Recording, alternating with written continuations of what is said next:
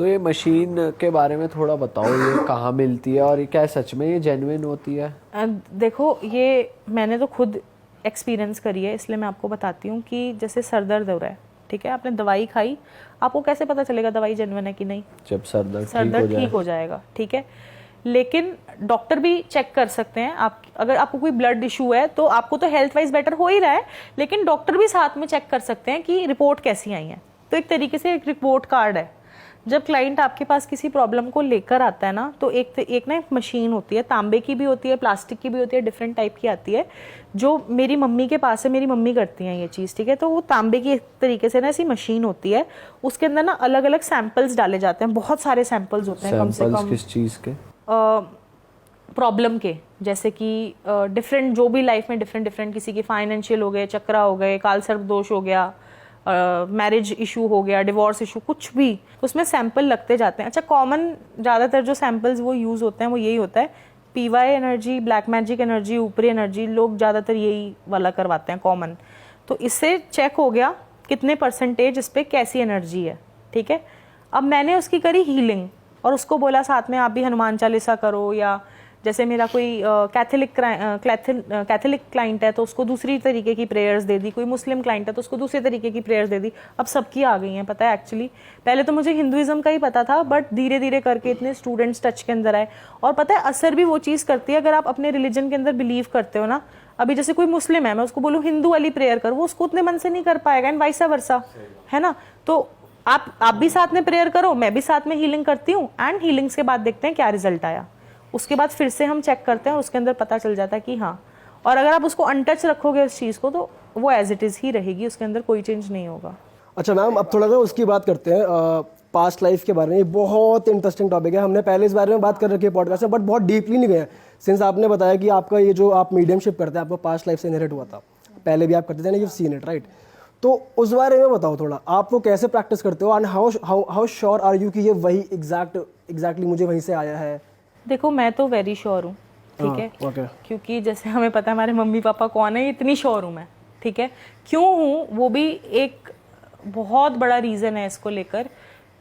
देखो, एक तो ना होता है जब आपको फीडबैक्स और लोग भी दे रहे हैं, ठीक है, वो बिल्कुल सही बता रहे हो, वो इंसान कैसा दिख रहा है वो भी पता चल रहा है उसकी।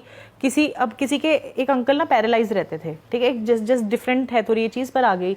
तो वो जब आए ना अंकल, मतलब उनकी डेथ हो चुकी थी, और जब वो आए उसके अंदर तो उन्होंने आशीर्वाद दिया उसको, ठीक है। और मेरे को नहीं पता उनका कौन सा हैंड पैरालाइज था, वो मेरे को ध्यान नहीं, लेकिन वो उन्होंने ऐसे ऐसे ऐसे ऐसे उठाकर अपने हैंड को, और मैंने जब उस लड़की को बताया, शी वॉज लाइक, जिसको बोलते हैं ना बंदा मंत्रमुग्ध हो जाता है एकदम कि ये इसको कैसे पता।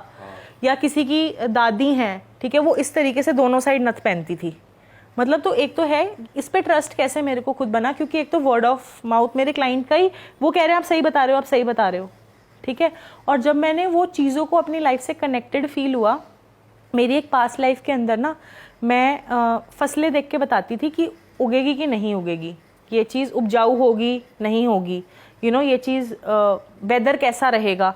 अपने पास तो है ना मोबाइल के अंदर सब कुछ, हम भी देखते हैं कि वेदर कैसा होगा, पर तब के टाइम पे लोग भी मतलब कई लोगों के पास ऐसी स्पेशल चीज़ें होती थी।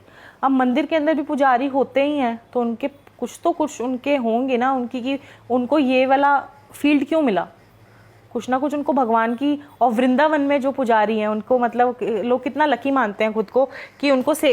तो इसी तरीके से ना मेरा भी ये एनर्जी के अंदर मैं कैसे हूँ, कैसे आई, तो मेरे को बड़ा, जैसे कई लोग इसको बोलते हैं सोल पर्पस रीडिंग, कि आपके सोल का पर्पस क्या है।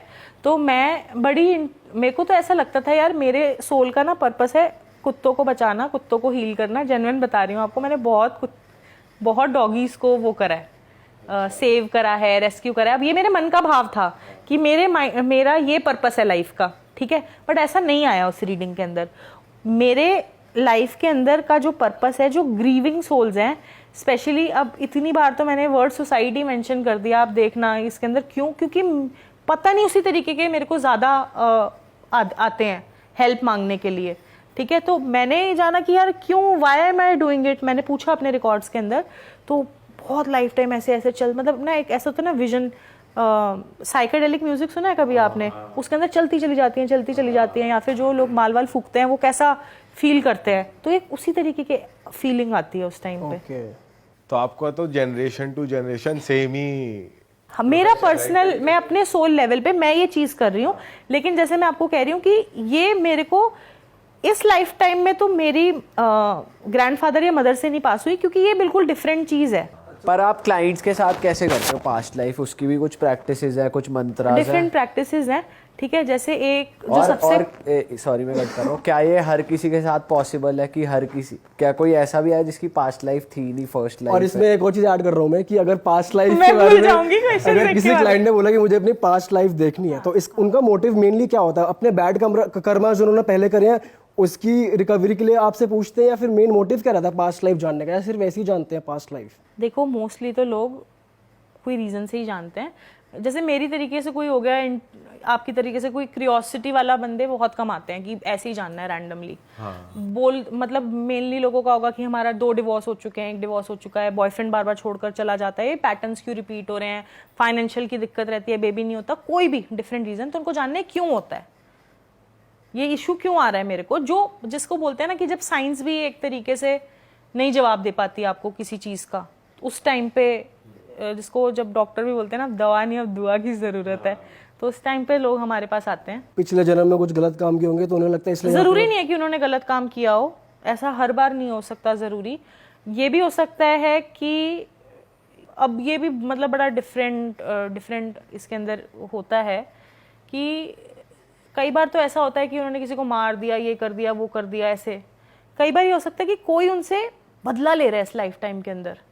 जैसे मेरी एक क्लाइंट के साथ हुआ था कि उसका करियर अच्छा चल रहा था बहुत ज़्यादा, एकदम से करियर उसका बहुत बुरा हो गया, तो वो एक लड़के से मिली, ठीक है, वो लड़का भी इसी फील्ड के अंदर था, और वो लड़का, उसका मैं प्रोफेशन नहीं बताऊंगी पर्टिकुलरली क्या था, लेकिन इसी फील्ड के अंदर आप समझ जाओ, ठीक है। और वो दोनों ना मटके टाइप बेचते थे, और ये लड़की के मटके ज़्यादा बिकते थे, और उस बंदे के मटके नहीं बिकते थे, लटके नहीं बिकते थे उसके। हाँ, उसके नहीं बिकते थे, तो उसको ना बड़ा गुस्सा आता था कि ये कैसे, इसके क्यों। पर वो जब बनाती थी ना बड़े स्पिरिचुअली भजन कर कर प्यार से बनाती थी, और ये बड़ी नेगेटिव एनर्जी से बनाता था। तो इसने क्या करा, उसके सारे वो फोड़ दिए, और वो मर भी गई लेडी वहां पर, सब कुछ कर दिया, और उसने उसका नाम, जैसे बड़े उसका फेमस नाम अपने ऊपर ले लिया कि मैं इसका समवॉट हूँ। पर उसकी चैन, उस आत्मा को चैन नहीं पड़ी, उस दुष्ट आत्मा को, वो इस लाइफ टाइम में भी उसके पीछे पड़ा हुआ है। तो कई बार तो सोल सफर भी करता रहता है, ऐसा भी हो सकता है।